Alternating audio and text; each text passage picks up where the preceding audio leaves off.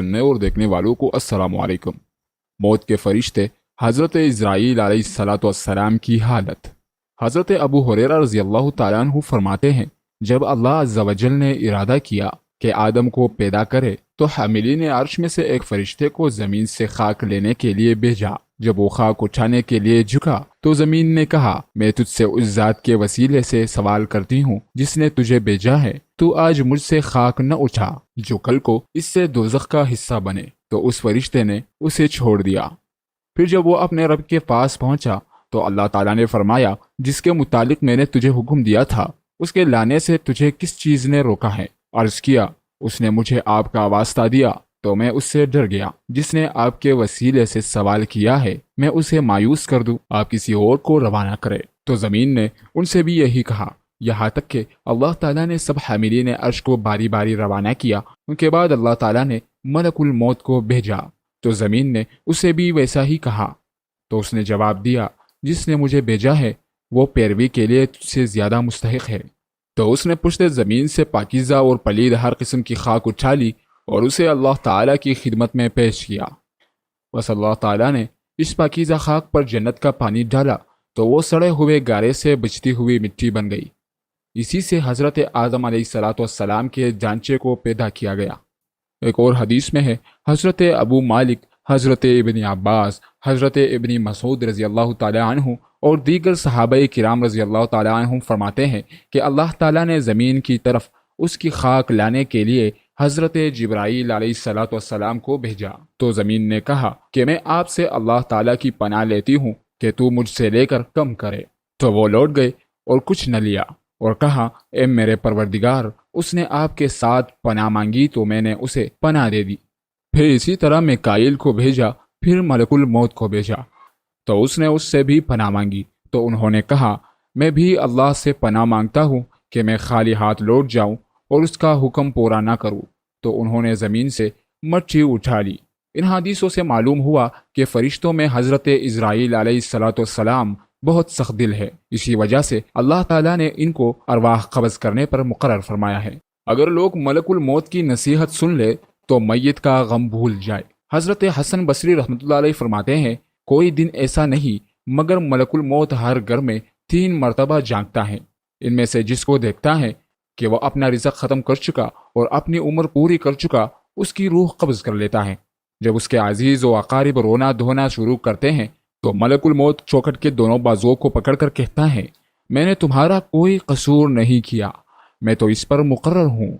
कसम बखुदा मैंने तुम्हारा रिज़्क़ नहीं खाया, तुम्हारी उम्र ख़त्म नहीं की और ना ही तुम्हारे मौत में वक्त आने से पहले पहल की है।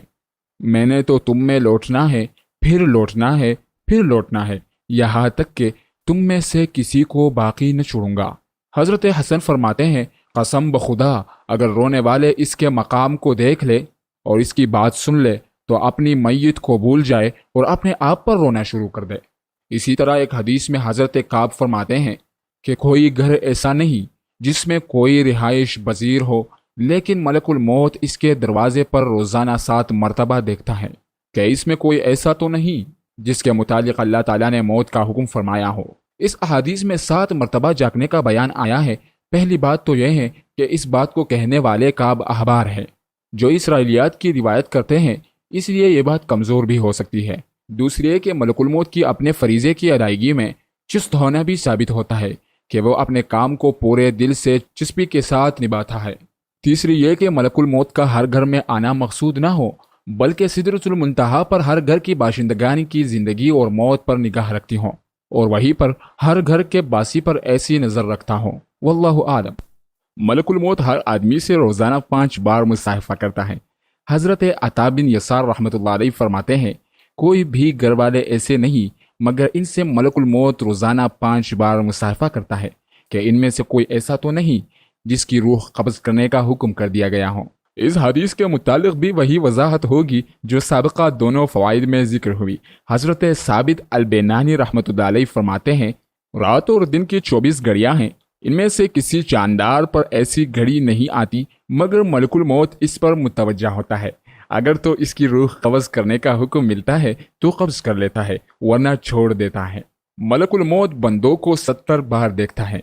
حضرت انس رضی اللہ تعالیٰ عنہ فرماتے ہیں کہ آپ صلی اللہ علیہ وسلم نے فرمایا، ملک الموت انسانوں کے چہرے پر روزانہ 70 دفعہ دیکھتا ہے۔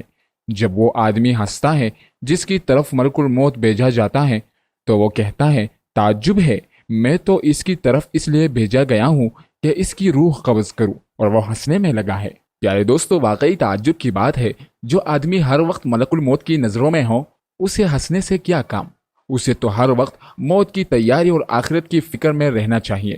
پیارے دوستو، یہ بھی کہا جاتا ہے کہ ملک الموت ہر مومن پر نرمی کا برتاؤ کرتا ہے، نمازی کے لیے کلمے کی تلقین کرتا ہے اور شیطان کو بھگاتا ہے۔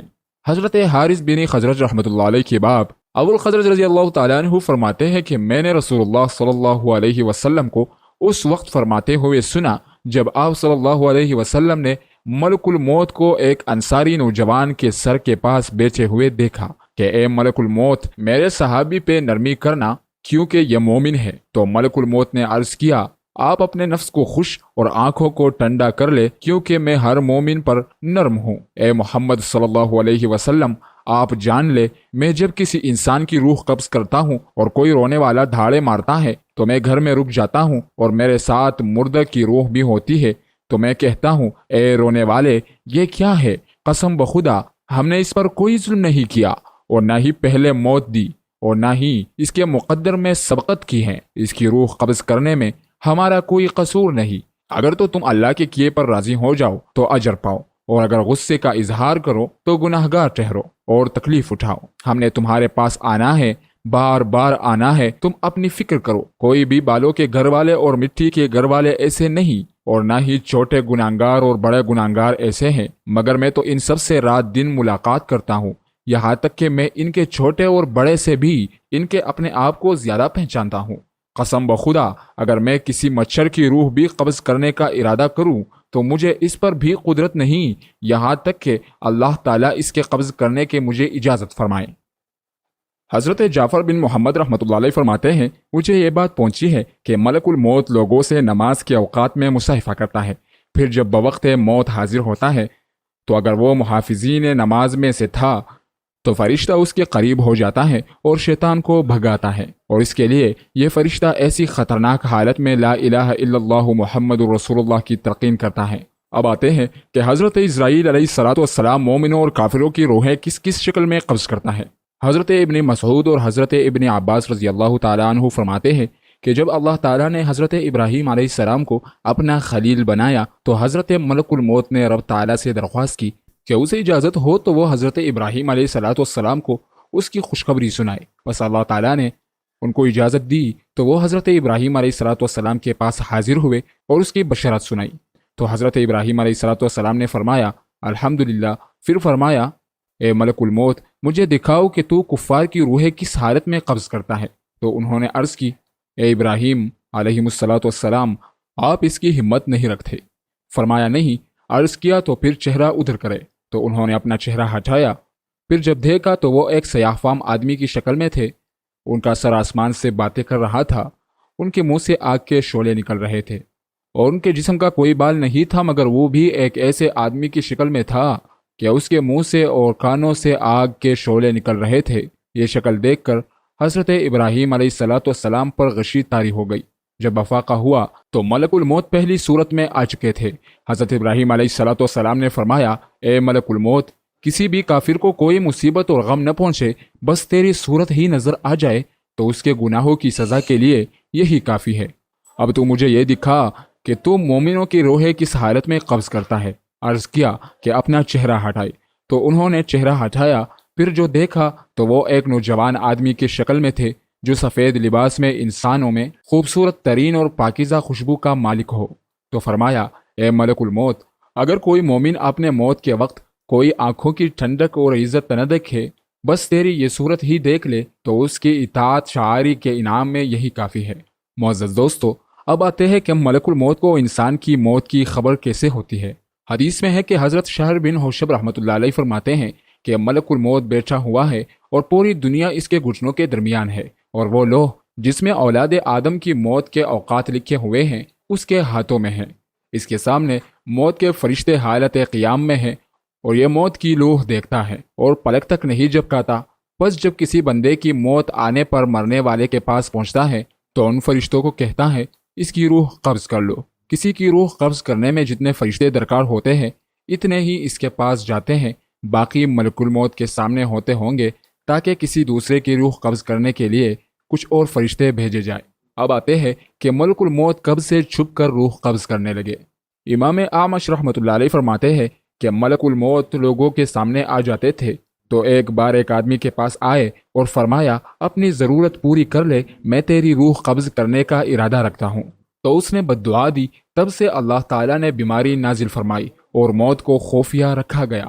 حضرت جابر بن یزید رحمۃ اللہ علیہ فرماتے ہیں کہ ملک الموت بغیر تکلیف کے ارواح کو قبض کرتے تھے تو لوگوں نے انہیں لعنت ملامت شروع کر دی، تو انہوں نے رب تعالیٰ کے سامنے شکایت فرمائی تو اللہ تعالیٰ نے بیماریاں مقرر کر دیے اور لوگ ملک الموت علیہ الصلوۃ والسلام کو بھول گئے اور یہ کہا جانے لگا کہ فلاں فلاں مرض سے وفات پا گیا۔ پیارے دوستو، ملک الموت کے ذریعے اللہ تعالیٰ نے ایک بندے کو سلام بھی فرماتے ہیں۔ حضرت ابن مسعود رضی اللہ تعالیٰ عنہ فرماتے ہیں جب اللہ عز و جل مومن کی روح قبض کرنے کا ارادہ فرماتے ہیں تو حضرت ملک الموت سے فرماتے ہیں اسے میری طرف سے سلام کہو۔ تو جب ملک الموت اس کی روح قبض کرنے آتا ہے تو کہتا ہے آپ کو آپ کا رب سلام فرماتا ہے۔ ملک الموت اور انتقال سرور کائنات صلی اللہ علیہ وسلم۔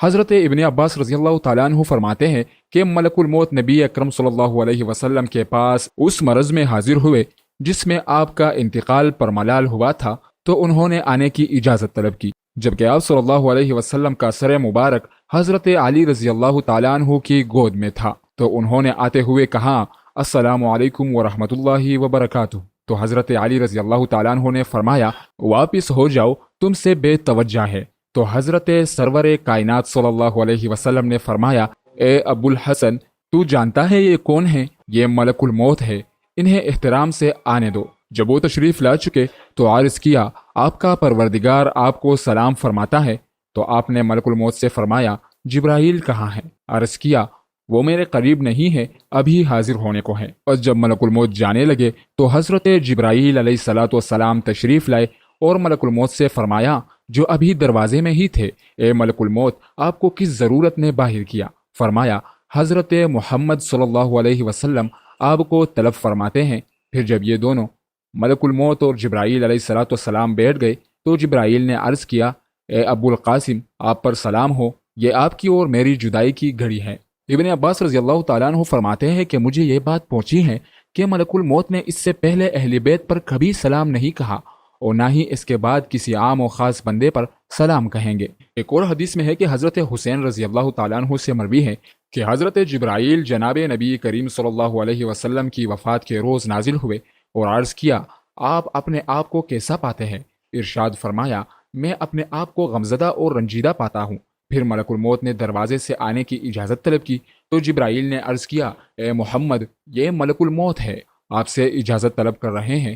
انہوں نے نہ آپ سے پہلے کسی آدمی کی اجازت طلب کی اور نہ ہی آپ کے بعد کسی آدمی سے اجازت طلب کریں گے۔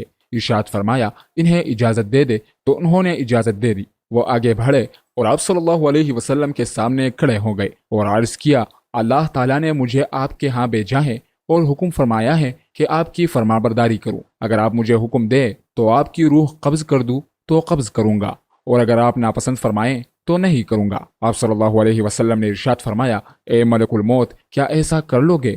عرض کیا جی ہاں میں اسی کا حکم دیا گیا ہوں۔ حضرت جبرائیل علیہ الصلوۃ والسلام نے آپ صلی اللہ علیہ وسلم سے عرض کیا اللہ تعالیٰ آپ سے ملاقات کا شوق رکھتے ہیں، تو آپ صلی اللہ علیہ وسلم نے ملک الموت سے ارشاد فرمایا جس کا تمہیں حکم دیا گیا ہے اسے انجام دے دے۔ پیارے دوستو اب آتے ہیں ملک الموت کی اپنی موت کی طرف۔ حضرت محمد بن کعب قرظی رحمۃ اللہ علیہ فرماتے ہیں مجھے یہ بات پہنچی ہے کہ سب سے آخر میں ملک الموت پر موت آئے گی، اسے حکم ہوگا اے ملک الموت مر جاؤ، تو اس حکم کے بعد وہ ایک ایسی چیخ مارے گا کہ اگر اسے سب آسمان اور زمین والے سن لے تو گھبراہٹ ہی سے مر جائیں، اس کے بعد اس پر موت واقع ہو جائے گی۔ حضرت زیاد نمیری فرماتے ہیں میں نے بعض کتابوں میں پڑھا ہے کہ باقی مخلوقات سے زیادہ ملک الموت پر موت سخت ہے۔ حضرت جبرائیل علیہ الصلوۃ والسلام کی حالت۔ حضرت جبرائیل علیہ الصلوۃ والسلام کا نام۔ حضرت علی بن حسین فرماتے ہیں کہ جبرائیل علیہ الصلوۃ والسلام کا نام عبداللہ ہے، میکائیل علیہ الصلوۃ والسلام کا نام عبیداللہ ہے اور اسرافیل علیہ الصلوۃ والسلام کا نام عبد الرحمن ہے۔ ہر شے جو ایل کے ساتھ منسلک ہو وہ اللہ عز و جل کی عبادت کرنے والا ہے۔ حضرت ابن عباس رضی اللہ تعالیٰ عنہ فرماتے ہیں کہ جبرائیل علیہ الصلوۃ والسلام کا نام عبداللہ ہے اور میکائیل کا نام عبیداللہ ہے۔ ہر وہ اسم جس میں ایل ہو وہ اللہ کی عبادت گزار ہے۔ ان دونوں روایتوں سے معلوم ہوا کہ حضرت جبرائیل علیہ السلام کا نام اور معنی عبداللہ ہے۔ اسرافیل علیہ الصلوۃ والسلام کو اس کے پروں کی کثرت کی وجہ سے بھی اسرافیل کہا جاتا ہے، اور حضرت میکائیل چونکہ بارش و نباتات کے نگران ہے اور ان کو ناپتے اور وزن کرتے ہیں اس لیے ان کو میکائیل کہتے ہیں۔ فرشتوں میں جبرائیل کا نام۔ عبدالعزیز بن عمیر رحمۃ اللہ علیہ فرماتے ہیں کہ ملائکہ میں حضرت جبرائیل کا نام خادم و رب عز و جل ہے۔ اس کا ترجمہ اپنے پروردگار عز و جل کا خدمتگار ہے۔ چونکہ یہ امور و احکام خداوندی کے خادم ہے اس لیے ان کا یہ لقب فرشتوں میں مشہور ہے۔ جبرائیل آسمان والوں کے پیشوا ہیں۔ موسیٰ بن ابی عائشہ رحمۃ اللہ علیہ فرماتے ہیں مجھے یہ خبر ملی کہ جبرائیل علیہ الصلوۃ والسلام اہل آسمان کے پیشوا ہیں۔ ایک حدیث میں ہے کہ حضرت ابن عباس رضی اللہ تعالیٰ عنہ فرماتے ہیں کہ رسول اللہ صلی اللہ علیہ وسلم نے ارشاد فرمایا الا اخبرکم بفضل الملائکۃ جبرائیل، کیا میں آپ کو نہ بتلاؤں کہ سب فرشتوں سے افضل حضرت جبرائیل ہیں۔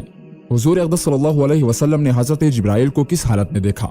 حضرت ابن مسعود رضی اللہ تعالیٰ عنہ فرماتے ہیں کہ رسول اکرم صلی اللہ علیہ وسلم نے جبرائیل کو سبز لباس میں دیکھا کہ انہوں نے آسمان اور زمین کے درمیان کا حصہ پر کر رکھا تھا۔ ایک اور حدیث میں ہے حضرت عائشہ رضی اللہ تعالیٰ عنہ سے مروی ہے کہ رسول اللہ صلی اللہ علیہ وسلم نے فرمایا میں نے جبرائیل کو نازل ہوتے ہوئے دیکھا ہے، اس نے آسمان کے دونوں کناروں کو بھرا ہوا تھا، اس پر نہایت ہی نفیس اور باریک کپڑے تھے جس کے ساتھ لؤلؤ اور یاقوت جڑے ہوئے تھے۔ ایک اور حدیث میں ہے کہ حضرت عائشہ رضی اللہ تعالیٰ عنہ فرماتی ہے کہ رسول اللہ صلی اللہ علیہ وسلم نے حضرت جبرائیل کو فرمایا میں چاہتا ہوں کہ تمہیں تمہاری اصل صورت میں دیکھوں۔ انہوں نے عرض کیا آپ اس کو پسند فرماتے ہیں؟ آپ نے فرمایا ہاں۔ تو انہوں نے عرض کیا فلا تاریخ فلا رات کے وقت مقام بقیع غردق میں مجھ سے ملاقات فرمائے۔ بس آپ صلی اللہ علیہ وسلم ان کو حسب وعدہ ملنے لگے تو انہوں نے اپنے پروں میں سے ایک پر کو پھیلایا تو اس نے آسمان کا افق بھر دیا تھا، یہاں تک کہ آسمان کی کوئی شے نظر نہیں آتی تھی۔ فرمان باری تعالیٰ وَلَقَدْ رَآهُ نَظْرَةً أُخْرَى کی تفسیر میں حضرت ابن مسعود رضی اللہ تعالیٰ عنہ فرماتے ہیں کہ رسول اللہ صلی اللہ علیہ وسلم نے جبرائیل کو پاؤں لچکائے ہوئے دیکھا، ان پر ایک بڑا موتی تھا جیسے سبزے پر بارش کا قطرہ ہوتا ہے۔ حدیث میں ہے کہ حضرت ابن عباس رضی اللہ تعالیٰ عنہ سے مروی ہے کہ حضرت ورقہ انصاری رضی اللہ تعالیٰ عنہ فرماتے ہیں میں نے عرض کیا اے محمد صلی اللہ علیہ وسلم جو آپ کے پاس جبرائیل وحی لے کر آتا ہے وہ کس صورت میں آتا ہے؟ فرمایا وہ میرے پاس آسمان سے آتا ہے، اس کے دونوں پر موتی کے ہیں اور اس کے پاؤں کے تلوے سبز ہیں۔ حضرت انس رضی اللہ تعالیٰ عنہ فرماتے ہیں کہ رسول اللہ صلی اللہ علیہ وسلم نے جبرائیل علیہ الصلوۃ والسلام سے ارشاد فرمایا کیا آپ نے اپنے پروردگار کی زیارت کی ہے؟ عرض کیا کہ میرے اور اس کے درمیان آگ اور نور کے 70 پردے ہیں، اگر میں ان پردوں میں سے اپنے نزدیک والے پردے کو بھی دیکھوں تو جل جاؤں۔ اس حدیث سے معلوم ہوا کہ حضرت جبرائیل علیہ الصلوۃ والسلام نے اللہ تعالیٰ کی زیارت نہیں کی اور اس کے اور اللہ کے درمیان آگ اور نور کے 70 پردے ہیں۔ حضرت شریح بن عبداللہ رحمۃ اللہ علیہ سے مروی ہے کہ نبی کریم صلی اللہ علیہ وسلم آسمان کی طرف معراج کے موقع پر تشریف لے گئے تو حضرت جبرائیل کو اپنی اصل صورت میں دیکھا جس کے پر زبرجد بڑے موتی اور یاقوت کے قیمتی موتیوں سے جڑے ہوئے تھے۔ آپ نے فرمایا کہ مجھے یہ خیال ہوا کہ اس کے آنکھوں کے درمیانی حصے نے آفق آسمان کو پر کر رکھا ہے اور اس سے قبل میں نے اسے مختلف صورتوں میں دیکھا ہے، جبکہ میں نے اسے اکثر طور پر وحیہ کلبی مشہور صحابی کی شکل میں دیکھا ہے اور کبھی کبھی میں نے اسے اس طرح دیکھا ہے جس طرح کوئی آدمی اپنی دوست کو چلنی کے پیچھے دیکھتا ہے۔ حدیث میں ہے کہ حضرت ابن مسعود رضی اللہ تعالیٰ عنہ فرماتے ہیں کہ رسول اللہ صلی اللہ علیہ وسلم نے حضرت جبرائیل علیہ الصلوۃ والسلام کو اس کی اصل صورت میں 2 دفعہ کے علاوہ کبھی نہیں دیکھا۔ پہلی مرتبہ تو اس وقت دیکھا جب آپ صلی اللہ علیہ وسلم نے اسے خود کو دکھلانے کی خواہش ظاہر کی تو اس نے اپنے آپ کو دکھلایا کہ افق کو پر کیے ہوئے تھا، اور دوسری دفعہ سدرۃ المنتہا کے پاس معراج کی رات میں دیکھا۔ ایک اور حدیث میں ہے کہ حضرت ابن عباس رضی اللہ تعالیٰ عنہ سے مروی ہے کہ نبی کریم صلی اللہ علیہ وسلم نے ارشاد فرمایا حضرت جبرائیل کے دونوں کندھوں کا درمیانی فاصلہ تیز رفتار پرندے کے 500 سال کے سفر کے برابر ہے۔ حضرت ابن عباس رضی اللہ تعالیٰ عنہ سے مروی ہے کہ آن حضرت صلی اللہ علیہ وسلم نے ارشاد فرمایا حضرت جبرائیل علیہ الصلوۃ والسلام کے لؤلؤ موتی کے 600 پر ہیں جن کو اس نے پلایا تھا جیسے مور اپنے پروں کو پھیلاتا ہے۔ اس سے کئی باتیں معلوم ہوئے، ایک یہ کہ جبرائیل علیہ الصلوۃ والسلام کے لؤلؤ موتی کے 600 پر ہیں، دوسری ہے کہ اس نے اپنے پر اس طرح پلائے تھے جس طرح مور اپنے پر پلاتا ہے۔ لؤلؤ ایک قیمتی قسم کا پتھر ہے لیکن حضرت جبرائیل علیہ الصلوۃ والسلام کے یہ پر عالم بالا کے قیمتی لؤلؤ کے ہیں جن کی دنیا میں کوئی مثال نہیں۔ حضرت جبرائیل علیہ السلام کی شکل و صورت۔ حضرت حذیفہ رضی اللہ تعالیٰ عنہ، حضرت ابن جریح اور حضرت فتادہ رحمۃ اللہ علیہ سے مروی ہے کہ جبرائیل علیہ السلام کے دو بڑے بڑے پر ہیں اور اس پر موتیوں سے پوری ہوئی ایک پٹی ہے، اگلے دانت چمکدار ہیں، پیشانی منور ہے، سر کے بال گنگریالے ہیں اور سر مرجان کی طرح ہیں اور مرجان برف کی طرح سفید موتی ہیں اور اس کے دونوں قدم سبزی مائل ہیں۔ حضرت جبرائیل علیہ السلام کا کام۔ حضرت اکرمہ رحمۃ اللہ علیہ فرماتے ہیں کہ جبرائیل علیہ السلام نے فرمایا، مجھے میرا پروردگار کسی کام کے لیے روانہ فرماتا ہے تاکہ میں اسے سر انجام دوں، لیکن اللہ کے حکم کو دیکھتا ہوں کہ وہ اس کی ادائیگی مجھ سے سبقت لے جاتا ہے۔ ایک حدیث میں ہے کہ حضرت وہاب رحمۃ اللہ علیہ فرماتے ہیں کہ مقرب ترین فرشتوں میں حضرت جبرائیل علیہ السلام ہے، پھر میکائیل ہے۔ بس جب اللہ تعالیٰ کسی بندے کا اس کے نیک عمل کی وجہ سے ذکر کرتے ہیں تو فرماتے ہیں فلاں بن فلاں نے میرے فرمانبرداری میں ایسا ایسا عمل کیا ہے۔ پھر میکائیل حضرت جبرائیل علیہ السلام سے پوچھتے ہیں کہ ہمارے رب نے کیا فرمایا، تو وہ کہتے ہیں کہ فلاں ولد فلاں اپنے نیک عمل کی وجہ سے یاد کیا گیا ہے، پھر اس پر اپنی رحمتیں بیچتے ہیں، اللہ کی اس پر رحمتیں ہوں۔ پھر آسمان والوں میں سے جو میکائیل کو دیکھتا ہے تو وہ کہتے ہیں کہ ہمارے رب نے کیا فرمایا ہے، تو وہ کہتا ہے کہ فلاں بن فلاں اپنے نیک عمل کی وجہ سے یاد کیا گیا ہے، پھر اس پر رحمتیں بھیجی گئی ہیں، اللہ کی اس پر رحمتیں ہوں۔ پس یہ بات بد دستور ایک آسمان سے دوسرے نچلے آسمان تک اترتی رہتی ہیں، یہاں تک کہ زمین تک آ پہنچتی ہیں، اور جب کوئی بندہ اپنے برے اعمال کی وجہ سے یاد کیا جاتا ہے تو اللہ تعالیٰ فرماتا ہے میرے بندے فلاں ولد فلاں نے میری نافرمانی کی، اس پر میری لعنت ہو۔ پھر میکائیل حضرت جبرائیل علیہ السلام سے پوچھتے ہیں کہ ہمارے رب نے کیا ارشاد فرمایا، تو وہ کہتے ہیں کہ فلاں ولد فلاں اپنے برے اعمال کی وجہ سے یاد کیا گیا ہے، اس پر اللہ کی لعنت ہو۔ پھر بدستور یہ بات مت سنا فرمایا۔ آپ صلی اللہ علیہ وسلم نے فرمایا جبرائیل، میکائیل، ملک الموت، اسرافیل اور عرش کو اٹھانے والے فرشتے ہیں، ذوالجلال والاکرام ہے۔ جبرائیل، میکائیل، اسرافیل اور ملک الموت زندہ ہے۔ اب اللہ تعالیٰ حدیث میں ہے کہ حضرت انس رضی اللہ تعالیٰ عنہ ہی سے مروی ہے، وہ آیات نفخ فی الصور کی تفسیر میں آپ سے نقل کرتے ہیں کہ آپ نے فرمایا جن لوگوں کو اللہ تعالیٰ نے مت ثنا فرمایا یہ تین ہوں گے، حضرت جبرائیل علیہ السلام، حضرت میکائیل علیہ السلام اور موت کا فرشتہ حضرت اسرائیل علیہ السلام۔ بس اللہ تعالیٰ فرمائیں گے جبکہ اس کی ذات بڑی عالم ہے، اے موت کے فرشتے باقی کون بچا ہے؟ تو یہ عرض کرے گا آپ کی باقی رہنے والی کریم ذات بچی ہے اور آپ کا بندہ جبرائیل اور میکائیل اور موت کا فرشتہ۔ تو اللہ تعالیٰ فرمائیں گے کہ میکائیل کی روح نکال لے۔ اس کے بعد اللہ تعالیٰ فرمائیں گے جبکہ وہ سب سے زیادہ جاننے والا ہے، اے ملک الموت کون باقی رہا ہے؟ تو عرض کریں گے آپ کی ذات باقی ہے اور آپ کا بندہ جبرائیل بھی اور ملک الموت بھی۔ تو اللہ تعالیٰ حکم فرمائیں گے کہ جبرائیل کی روح بھی نکال لے۔ پھر اللہ تعالیٰ فرمائیں گے جبکہ وہ سب سے زیادہ علم رکھتا ہے، اے ملک الموت کون باقی بچا ہے؟ تو عرض کریں گے آپ کی باقی رہنے والی کریم ذات باقی ہے اور آپ کا بندہ ملک الموت بھی، جبکہ یہ بھی مرنے والا ہے۔ تو اللہ تعالیٰ فرمائیں گے تو بھی مر جا۔ اس کے بعد اللہ تعالیٰ منادی فرمائیں گے میں نے خلق کی ابتدا کی تھی، پھر میں ہی اس کو دوبارہ لٹاؤں گا۔ سب سے پہلے حساب و کتاب حضرت جبرائیل علیہ السلام سے لیا جائے گا۔ حضرت عطا بن الصائب رحمۃ اللہ علیہ فرماتے ہیں کہ سب سے پہلے حضرت جبرائیل علیہ السلام کا حساب و کتاب ہوگا، کیونکہ وہ خدا کے انبیاء اور رسولوں پر خدا کے امانت دار تھے۔ جبرائیل علیہ السلام روز قیامت ترازو حساب کے نگران ہوں گے۔ حضرت حذیفہ رضی اللہ تعالیٰ عنہ نے فرمایا روز قیامت ترازو حساب کے نگران حضرت جبرائیل علیہ السلام ہوں گے۔ حضرت میکائیل علیہ السلام۔ روایات میں آتا ہے کہ حضرت میکائیل علیہ السلام کا نام عبید اللہ ہے۔ حضور صلی اللہ علیہ وسلم نے حضرت جبرائیل علیہ السلام سے فرمایا کیا بات ہے، میں نے میکائیل کو کبھی ہنستے ہوئے نہیں دیکھا۔ تو انہوں نے عرض کیا جب سے دوزخ پیدا کی گئی ہے میکائیل کبھی نہیں ہنسے۔